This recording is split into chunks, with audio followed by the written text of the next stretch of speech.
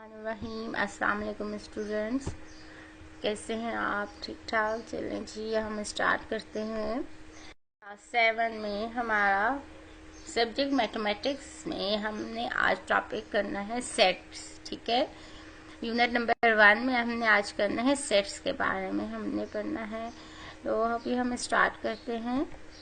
Okay, आप book देख लें। क्लास 7 में आपने जो बुक पढ़नी है वो आपके पास ये बुक है। ठीक है, Khyber Pakhtunkhwa text book board Peshawar, ये बुक सब स्टूडेंट्स के पास मस्ट होनी चाहिए। ओके, तो this is the book. Next table contents है आपके पास। तो आज सबसे पहला जो हमारा टॉपिक है वो है सेट्स। ठीक है, आज हमने पढ़ना है सेट्स के बारे में।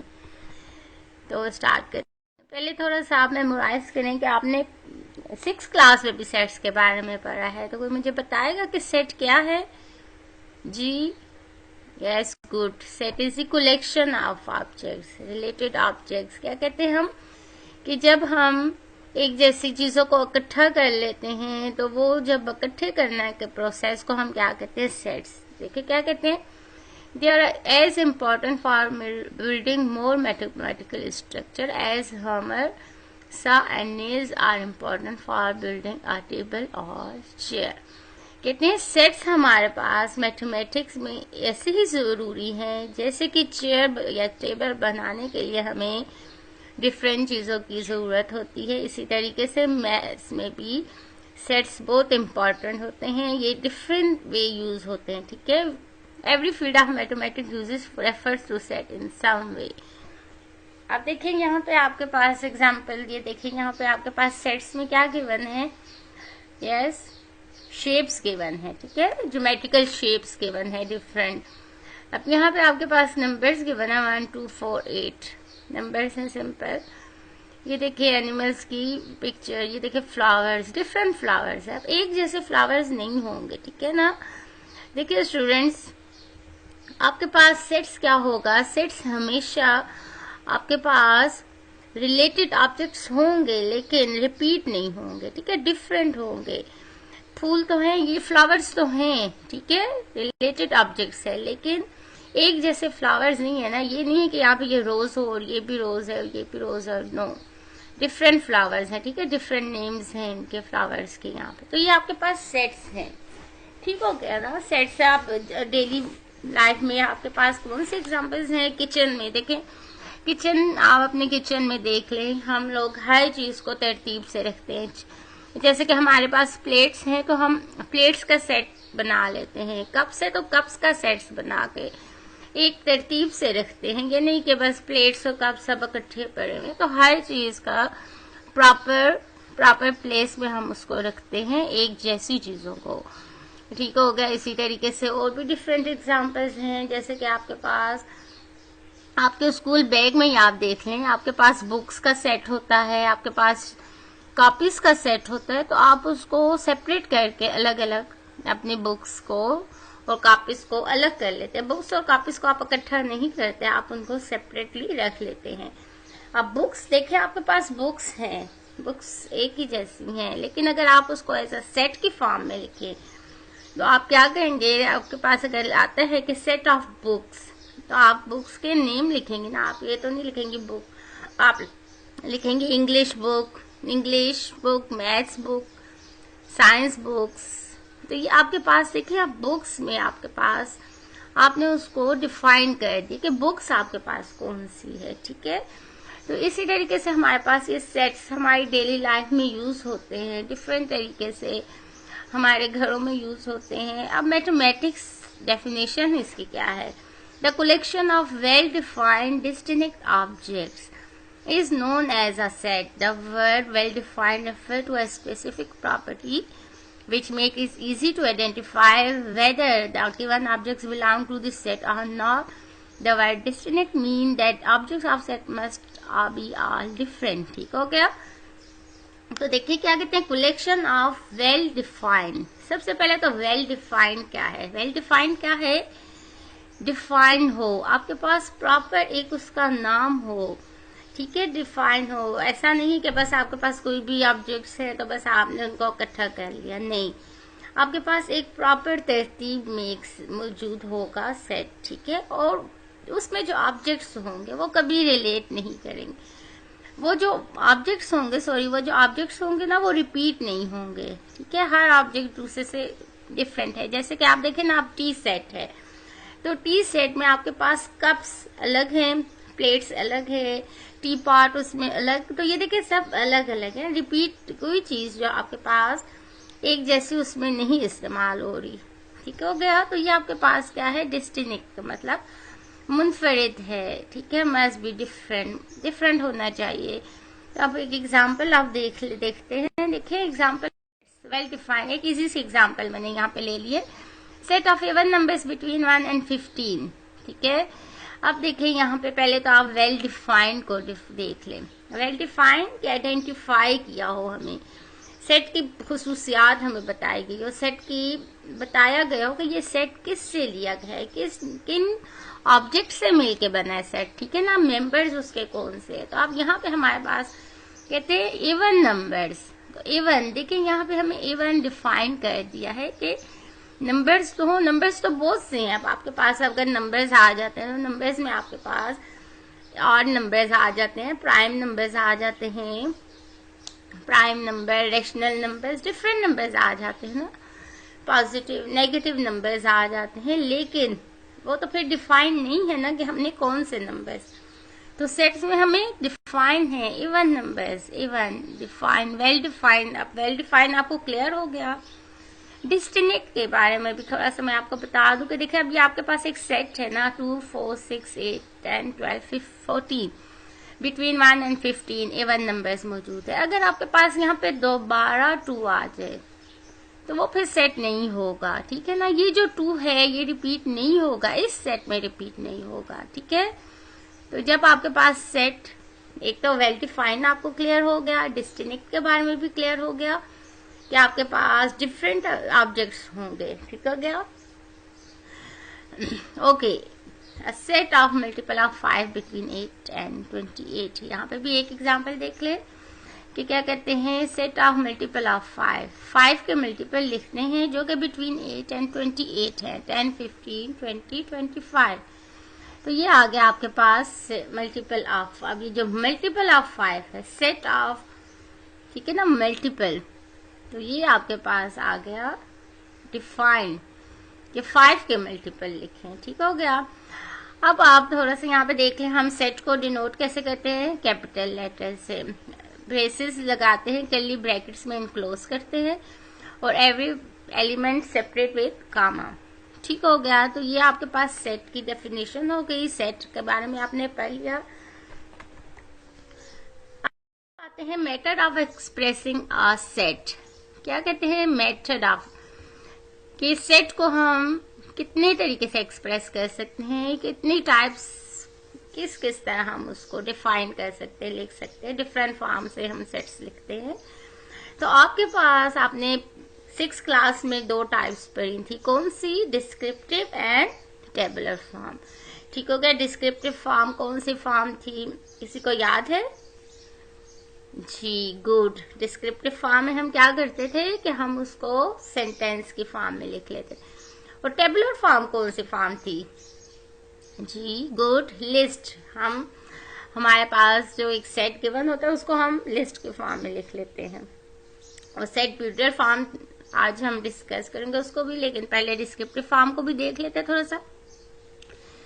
इन this form, instead of writing all members of sets, member of the set, such a sentence is written which make inclusion of each and every member of the set clear. Okay, क्या कहते हैं कि बजाय इसके कि हम हर member को separate लिखें, हम उसको एक सेंटेंस दे देते हैं। जैसे कि देखिए यहाँ पे सेंटेंस क्या है, set of first 10 odd number. अगर आपके पास अब लिस्ट होती तो आप क्या कहते हैं, 1, 3, 5, 7, 9, 1, 3, 5, 7, 9, 11, 13, 15, 17 and 19। तो आप सेपरेट करके उनको डिफाइन कर देते। लेकिन यहाँ पे हमने डिस्क्रिप्टिव में क्या कह दिया, बजाय इसके कि हमने अलग से नंबर्स लिखने की बजाय हमने उसको एक सेंटेंस दे दिया, यानी कि फर्स्ट 10 ऑड नंबर, ये देखिए well defined odd number, 10 odd number, पहले 10 ऑड नंबर्स लिख लिए, integers. Set of vowel of English alphabets. अब वावल्स कौन से होते हैं स्टूडेंट्स, पता है ना आपको इंग्लिश में? Yes, A-E-I-O-U। अब A-E-I-O-U को जो हमारे पास है वो क्या कहलाता है? वावल्स ऑफ इंग्लिश अल्फाबेट्स होते हैं ना, तो हमने उसको सेंटेंस के फॉर्म में, टेबुलर फॉर्म में देखिए क्या कहते हैं, in this form member of sets written within braces and separate by comma. ठीक हो गया, यानी कि लिस्ट की फॉर्म आप कह रहे हैं किस तरीके से? देखिए हमने लिख लिया 3, 6, 9, 1 अप टू सो ऑन। ठीक है, तो अब 3 आपके पास, 6, 9, 1 क्या है? एलिमेंट्स हैं। और ये जो आपके पास गिवन है इसको आप क्या बोलते हैं? कामा। और ये dot dot dot means go on for ever, infinite numbers हैं, ठीक है ना, इनका कोई एंड नहीं है। एलिमेंट और member means are same thing. ठीक है, आप अगर एलिमेंट्स बोलें या मेंबर्स बोलें तो दोनों एक ही वर्ड है। ठीक हो गया सेट्स में। तो ये आपके पास आ गई descriptive and tabular form. Next आपके पास सेट बिल्डर फॉर्म। अब ये सेट बिल्डर फॉर्म थोड़ा सा ये न्यू थिंग है, इस पे थोड़ा सा आपने तवज्जो से देखे। अच्छा, क्या कहते हैं? In this form of a set general element X and its characteristic property is mention which is common to all element of this set. Okay, कहते हैं कि आपके पास एक्स यूज होता है उसमें। ठीक हो गया, मेंबर को हमने एक्स का नाम दे दिया। ठीक है, और उसकी जो कैरेक्टरिस्टिक प्रॉपर्टी है जो कि हमारे पास डिफाइंड सेट है। ठीक है, डिफाइंड सेट हमें सारे सेट्स के एलिमेंट्स के बारे में बता देगा। जैसे कि आप एक एग्जांपल देखें, x belong to n slash given है such that x greater than 2। अब देखिए x क्या है? द सेट ऑफ, अब ये क्या है? x बिलोंग टू, इस सिंबल को हमने 6th क्लास में भी पढ़ा था ना, इसको हम क्या बोलते हैं? Belong to. Then such that, ये जो स्लैश है इसको हम बोलते हैं such that x greater than 2। n stand for natural numbers. अब ये देखिए आपको ब्रेसेस में इस फॉर्म में आपको दे दिया है, ये आपके पास सेट बिल्डर फॉर्म। ठीक है, अब इससे आपने सेट बनाना है तो हमें क्या कहते हैं? x बिलोंग करता है n से, जबकि x ग्रेटर देन है 2 से। कहते हैं x आपके पास नेचुरल नंबर है, सेट आपके पास कौन सा है? नेचुरल नंबर का सेट है। ठीक है, और सेट में जो x है वो बिलोंग करता है n से, जबकि x क्या है? जो कि ग्रेटर देन 2 है। 2 से जितने भी ग्रेटर नंबर्स हैं वो हमारे पास नेचुरल नंबर में आ जाते हैं। तो हम उसको कैसे डिफाइन कर लेते हैं? 3, 4, 5, 6 अप टू सो ऑन। ठीक है, समझ आ गई ना? It is read as the set of all x in natural number such that x is greater than 2। Natural number का सेट है, कैरेक्टरिस्टिक प्रॉपर्टी से क्या है? Natural number. ठीक है, और नेचुरल नंबर से एक्स बिलोंग कर रहे हैं नेचुरल नंबर से, जबकि वो एक्स क्या है? एक्स ग्रेटर देन 2 है। ठीक हो गया, जैसे कि हमने सेट डिस्क्रिप्टिव फॉर्म में हमने क्या कहा था? सेट ऑफ, अगर हमारे पास डिस्क्रिप्टिव फॉर्म हम कहें तो the set of natural number that greater than 2। ठीक है, set of natural number greater than 2 हमारे पास आ जाता। और टेबुलर फॉर्म आती तो हमारे पास 3, 4, 5, 6 अप टू सो ऑन। ठीक हो गया, और सेट बिल्डर फॉर्म में आपने इस फॉर्म में लिखना है। ठीक है, एग्जाम्पल एक देख ले। A, x such that x is odd number and is less than 20। क्या कहते हैं कि x आपके पास क्या है? ऑड नंबर है और 20 से लेस है। ठीक हो गया, तो ये आपके पास 20 से कम आपने ऑड नंबर लिख लेना। x is such that x is a vowel of English alphabets। English alphabets का वावल का सेट आपने लिख लेना है। ठीक हो गया, तो ये आपके पास सेट बिल्डर फॉर्म आ गई। अब देखिए अब देखिए स्टूडेंट्स, आप टेबल, एक मैंने ये टेबल आपके लिए शो कर दी है। डिस्क्रिप्टिव फॉर्म लिख दिए, सेट बिल्डर फॉर्म लिख लिया और टेबुलर फॉर्म लिख दिए। यानी कि आपके पास कोई भी सेट आ जाए आप उसको तीनों फॉर्म्स में लिख सकते हैं, ठीक है ना, तीनों से आप डिनोट कर सकते हैं। अब आपके पास पहला क्या है, descriptive form, set of all vowels in English alphabet, ठीक हो गया। पहले हमने इसकी टेबुलर फॉर्म कैसे लिख ली, लिस्ट के फॉर्म में लिख ली, AEIOU। सेट बिल्डर फॉर्म में हम इसको कॉलन से भी डिनोट करते हैं, स्लैश की जगह कॉलन भी लगा सकते हैं। तो x such that x is a vowel in the English alphabet, ये आ गया आपके पास सेट बिल्डर फॉर्म, यानी कि ये जो आप डिफाइन कर देते ना x such that x, ये आपके पास सेट बिल्डर फॉर्म में आपने मस्ट लिखना होगा, ठीक है। अब डिस्क्रिप्टिव फॉर्म, नेक्स्ट एग्जांपल क्या है, द सेट ऑफ ऑल और पॉजिटिव इंटीजर लेस देन और इक्वल टू 15। आपके पास कहते हैं x such that x is an odd number and 0 is less than x and less than equal to 15। odd numbers हैं आपके पास, ठीक है, इंटीजर लेस देन और इक्वल टू 15। आपके पास कहाँ से स्टार्ट हो रहे हैं, 0 से 15 तक, ऑल इंटीजर, ठीक है, पॉजिटिव लेस देन और इक्वल टू। तो हमने इसको सेट बिल्डर फॉर्म में कैसे लिख दिया, x is such that x is odd number, ठीक है, is an odd number and 0 is less than x is less than equal to 15। और टेबुलर फॉर्म में हमने क्या लिखना है, इसको हमने एलिमेंट्स इनके सेपरेटली लिख लेने हैं लिस्ट के फॉर्म में, जैसे कि 1 3 5 7 9 11 13 15 कर्ली ब्रैकेट में इनक्लोज कर लिया हमने इसको। नेक्स्ट आपके पास set of all positive cube number less than 100। Cube numbers कौन से होते हैं, यानी कि जब आप किसी नंबर का क्यूब ले लेते हो। तो देखिए हम सेट बिल्डर फॉर्म में क्या कहते हैं, x such that x is a cube number and 0 is less than x is less than 100। 0 less than 100 से कम हमने लिखने, ठीक है ना, 0 से लेके 0 से 100 से तक जितने आपके पास 0 और 100 के मिड में जितने आपके पास क्यूब के नंबर्स आते हैं वो लिख लेते। वो क्या है, 1 8 27 64, ठीक हो गया। अब ये आपके पास टेबल से भी आपको बहुत अच्छे तरीके से descriptive form, set builder form और टेबुलर फॉर्म का क्लियर हो गया होगा, ठीक हो गया ना स्टूडेंट्स।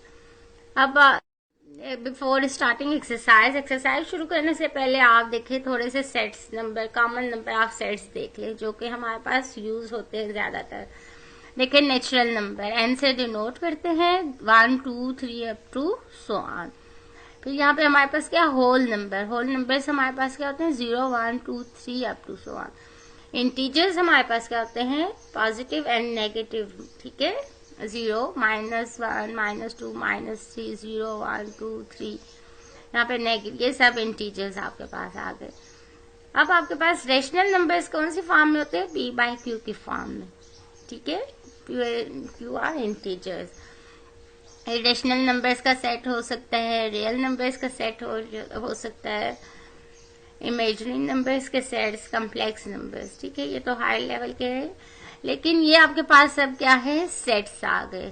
तो मतलब कि आपको ये सेट्स कहीं पे भी आपको मे बी के सेट ना गिवन हो, जस्ट एन से डिनोट कर दिया हो, तो आप समझ जाएंगे कि वो कौन सा नेचुरल नंबर, W हो तो whole number, Z integer, Q rational number को डिनोट करता है, I इरेशनल नंबर को और R रियल नंबर्स को, ठीक हो गया स्टूडेंट। अब हम स्टार्ट करते हैं अपना काम में स्टार्ट करते हैं, ठीक है, इंट्रोडक्शन हो गई। अब हम आते हैं अपनी एक्सरसाइज की तरफ। तो एक्सरसाइज करने से पहले सबसे पहले तो हम थोड़ा सा डिस्कस करते हैं कि हमने काम कैसे करना होगा। सबसे फर्स्ट पेज पे तो आपने बना लेना है इंडेक्स, ठीक है, प्रेप O6 में तो आपकी जो कॉपीज़ होती हैं उसमें आपके पास इंडेक्स पेज मौजूद होता है, लेकिन 7 8 ऑनवर्ड जो आप रजिस्टर्स यूज़ करते हैं तो वहाँ पे हम अपना इंडेक्स को बना लेते हैं, ठीक है, लाइंस लगा के serial number, date, topic, teacher signature and parent signature कर लेते हैं। तो ये पेज आपने ड्रॉ कर डन कर लेना है। वो आपको पता है हमारे पास क्या होता है, जो टॉपिक मतलब जिस डे का हमारा काम होता है हम उस टॉपिक लिख लेते हैं वहाँ पे और उसके साथ डेट मेंशन कर लेते हैं, सीरियल नंबर मेंशन कर लेते हैं। जैसे कि अब आपकी वीडियो नंबर 1 में आपके पास एक्सरसाइज 1.1 का क्वेश्चन नंबर 1 जा रहा है, तो आप टॉपिक में लिखते हैं एक्सरसाइज 1.1 क्वेश्चन नंबर 1 और उसकी डेट लिख लें जिस डेट पे आप काम डन करें। ये तो हो गया आपका फर्स्ट पेज। ओके, नेक्स्ट अब सबसे पहले पेज को आपने प्रिपेयर कैसे करना है। How you draw margin line. सबसे पहला काम है मार्जिन लाइन ड्रा करना। काम स्टार्ट करने से पहले हम क्या करते हैं, मार्जिन लाइन ड्रा करते हैं। तो how we draw margin line. Margin line हमने कैसे ड्रा करनी है, राइट साइड लेफ्ट साइड पे आपने क्या करना है स्टूडेंट, 1 इंच के गैप पे डबल मार्जिन लाइन ड्रा कर लेनी है, ठीक है, डबल मार्जिन लाइन। और राइट साइड पे 1/2 इंच का गैप देके आपने लाइन ड्रा कर लेनी है। तो इस तरीके से ये आपकी मार्जिन लाइन ड्रा होगी और हर पेज पे आपने इसी तरीके से मार्जिन लाइन ड्रा करनी होगी। और आपने यूज़ करना है ब्लैक मार्कर और ब्लू इंक पेन। तो आप 6th क्लास से यूज़ करते आ रहे हैं, 7 में भी आपने यूज़ करना है। लेकिन हेडिंग्स के लिए आपने क्या यूज़ करना है, ब्लैक मार्कर यूज़ करना है। यहाँ पे आपकी डेट मेंशन होगी, इंग्लिश डेट, यहाँ आप अरेबिक डेट लिख लेंगे और यहाँ पे आपने डे बीच में आपने क्या कर लेना है, मिड में डे लिख लेना है। तो सबसे पहले तो हम सिलेबस लिख लेते हैं कि फर्स्ट टर्म का सिलेबस हमारे पास क्या है। यूनिट नंबर 1 देखें, डेफिनेशन है, एक्सरसाइज 1.1, 1.2, 1.3, 1.4, ठीक है। फिर वर्कशीट है। इसी तरीके से हमारे पास यूनिट नंबर 2 डेफिनेशन, पहले हम डेफिनेशन डन कर लेंगे, फिर एक्सरसाइज 2.1 उसके जो क्वेश्चन है वो हमने डन कर लिए, लिख लेने अपने पास। ये तमाम चीज़ें आपने अपने पास मेंशन कर लेनी है। यूनिट नंबर 3 करेंगे, यूनिट नंबर 4 में जो काम हमने करना है वो मेंशन कर दिया, यूनिट नंबर 5 और यूनिट नंबर 6। ये तमाम हमारा सिलेबस है फर्स्ट टर्म का। First of all you will wrote down this, ठीक है, आप इसको राइट कर लें। अब नेक्स्ट आपने क्या करना है, उसी तरीके से पहले तो मार्जिन लाइंस कोशिश करें कि ज़्यादा मार्जिन लाइंस आप ड्रा कर लिया करें, आपके लिए आसानी होगी। अब हमने यूनिट स्टार्ट करने से पहले हमने क्या करना है students, we will write chapter index first, ठीक हो गया। चैप्टर इंडेक्स आपने मस्ट लिखना है। सबसे पहले हम क्या करते हैं, यूनिट नंबर 1 सेट्स है, आपका फर्स्ट यूनिट कौन सा है, सेट्स है। उसमें सबसे पहले हम डेफिनेशन राइट करते हैं। डेफिनेशन है पेज नंबर 19, ठीक हो गया। एक्सरसाइज 1.1 में क्वेश्चन 1 से 3 डन करना है, 1.2 में 1 से 4, 1.3 में 1 से 6 और 1.4 में क्वेश्चन नंबर 1, 1, 3, क्वेश्चन नंबर 2, 1, 2 और वर्कशीट। ये हमारा यूनिट नंबर 1 का चैप्टर इंडेक्स आ रहा है, ठीक है। ये आपने अपने पास लिख लेना है, ठीक है। सिलेबस लिखने के बाद फर्स्ट आपने क्या करना है, एक्सरसाइज स्टार्ट करने से पहले चैप्टर इंडेक्स हम नोट डाउन कर लेते हैं। ओके, अब नेक्स्ट आते हैं। अब हमने क्या करनी है, एक्सरसाइज स्टार्ट करनी है। एक्सरसाइज आपको मैंने मार्जिन लाइंस का बता दिया। लेफ्ट साइड पे 1 इंच के गैप पे double margin line, right side पे 1/2 इंच के गैप पे सिंगल। डे आप जिस डे पे काम करेंगे, अरेबिक डेट यहाँ पे आप लिख लेंगे राइट साइड पे। अब सबसे पहले आपने एक्सरसाइज मेंशन करनी है। एक्सरसाइज को बोल्ड आपने थोड़ा सा बड़ा करके लिख लेना है। एक्सरसाइज नंबर 1 उसको डबल अंडरलाइन कर लेना है। क्वेश्चन नंबर 1 कर लेना है, उसको भी डबल अंडरलाइन करना है, ठीक है। अब जो क्वेश्चन हम करेंगे उसको आपने प्रॉपर मेंशन कर लेना है। जैसे कि अभी मैंने लिखा है क्वेश्चन नंबर 1, तो आपने इस तरीके से मेंशन किया। अब क्वेश्चन है right the following set in descriptive form. अभी मैंने आपको बताया है सेट्स के बारे में बताया है, उसमें हमने किया है कि डिस्क्रिप्टिव फॉर्म सेट की किस किस तरीके से हम सेट को लिख सकते हैं। तो उनमें अब जो फर्स्ट फॉर्म थी आपके पास क्या थी, डिस्क्रिप्टिव फॉर्म, यानी कि डिस्क्रिप्टिव फॉर्म डिस्क्राइब करना। अब आपके पास ये देखिए टेबल की फॉर्म में या एलिमेंट सेपरेट गिवन है। अब हमने इसको एक सेंटेंस में लिख लेना है। इस सेट को हमने सेंटेंस में लिखने को हम क्या कहते हैं, डिस्क्रिप्टिव फॉर्म कहते हैं। जैसे कि आपके पास है 1, 2, 3 अप टू 10। अब सॉल्यूशन लिख लेंगे, सॉल्यूशन डबल मार्जिन अंडरलाइन कर लेंगे उसको। अब इसका देखिए सॉल्यूशन क्या है। अब ये आपने को चेक करना है कि कौन सा सेट है। तो ये देखिए 1, 2, 3 अप टू 100, 1000 वो हमारे पास कौन सा सेट है, नेचुरल नंबर है। तो हम इसको यहाँ पे क्या लिख लेते हैं, A is the set of first 10 natural numbers, ठीक है। बी क्या है, A B C D E F।